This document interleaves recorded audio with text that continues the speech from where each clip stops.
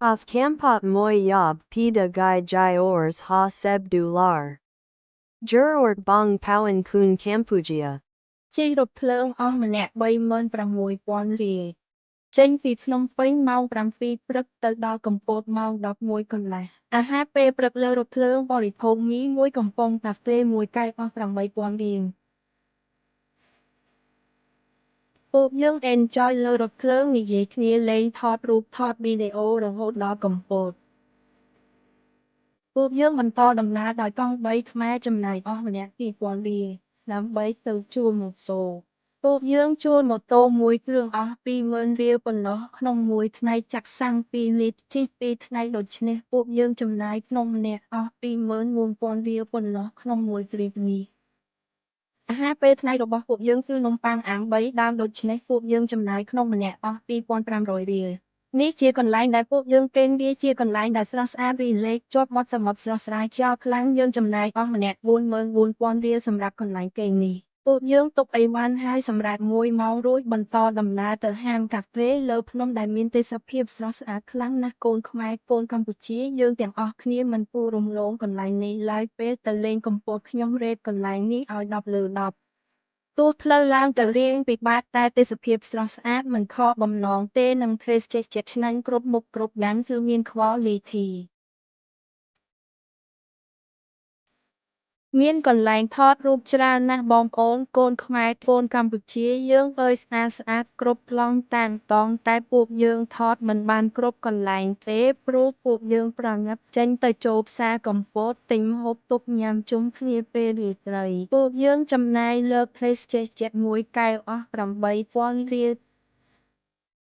ពួកយើងមកពីផ្សារកំពតវិញហើយមកដល់កន្លែងគេងភ្លាមពួកយើងប្រញាប់ញាប់ដៃញាប់ជើងរៀបចំញ៉ាំអាហារពេលរាត្រីម្ហូបយើងឆ្អិនអស់ហើយនៅតែអាំងមុតប៉ុណ្ណោះពួកយើង enjoy នឹងអាហារពេលរាត្រីរបស់ពួកយើងដែលចំណាយក្នុងម្នាក់$10បន្ទាប់ពីស្រស់ស្រូបអាហារពេលយប់រួចពួកយើងបែកគំនិតដើរចាប់កូនត្រីលេងព្រោះតែពេលនោះកូនត្រីចេញមកយ៉ាងច្រើនហើយពួកវាមិនខ្លាចយើងទេវាខាំជើងយើងជីបពេលយើងដើរតាមមាត់សមុទ្រវាគួរឲ្យចង់ចាប់ណាស់ពួកយើងចាប់មើលមុខវាលេងប៉ុណ្ណោះវាគួរឲ្យស្រឡាញ់ណាស់មុខដូចពួកម៉ាក់ខ្ញុំអីចឹងយើងចំណាយពេលជាមួយវាអស់ជិត1ម៉ោងយើងចាប់បានវាហើយយើងថតរួចក៏លែងវាឲ្យទៅវិញព្រឹកថ្ងៃថ្មីមកដល់ហើយពួកយើងត្រូវរៀបចំអីវ៉ាន់ចាស់ចេញពីកន្លែងគេងហើយពួកយើងក៏បន្តដំណើរទៅស្រស់ស្រូបអាហារពេលព្រឹកនៅកន្លែងដែលគេល្បីនៅក្នុងទឹកទុកព្រោះពួកយើងជាចៅទេទុកពួកយើងចំណាយលើកន្លែងគេងអស់ម្នាក់$11ចំណែកអាហារពេលព្រឹកយើងវិញម្នាក់តែ10,000រៀលប៉ុណ្ណោះពួកយើងបន្តដំណើរទៀតទៅរីសតមួយកន្លែងនៅខេត្តកែបដែលមានទេសភាពស្អាតមិនធម្មតាដែលកូនកម្ពុជាទាំងអស់គ្នាគួរទៅលេងពួកយើងក៏កុំងអាហារខ្លះនិងភេសជ្ជៈខ្លះរួចដើរថតរូបលេងនិងអង្គុយលេងយ៉ាងរីករាយដោយពួកយើងចំណាយក្នុងម្នាក់អស់14,000រៀល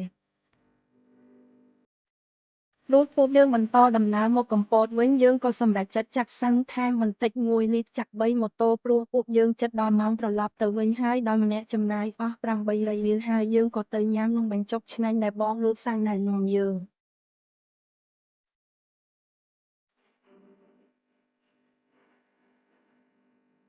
វាពិតជាឆ្ងាញ់មែនឆ្ងាញ់គ្រប់មុខតែម្ដងមិនអាចរំលងកន្លែងគាត់បានឡើយបើចង់ញ៉ាំនំបញ្ចុកគាត់មាននំបញ្ចុកទឹកម្ហិចញ៉ាំទឹកការីទឹកខ្ជាយមានគ្រប់មុខ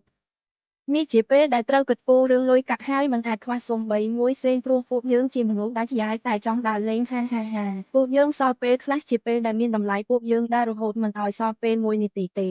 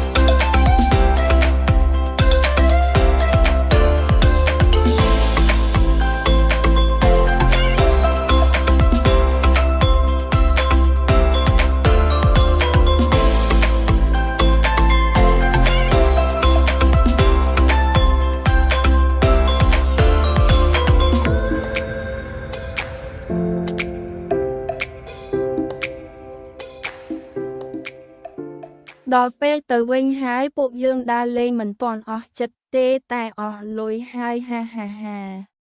អេតាំងកាលយើងជួបគ្នាទៀតទៅ រដូវផ្ការីកឆ្នាំក្រោយយើងជួបគ្នាទៀតលា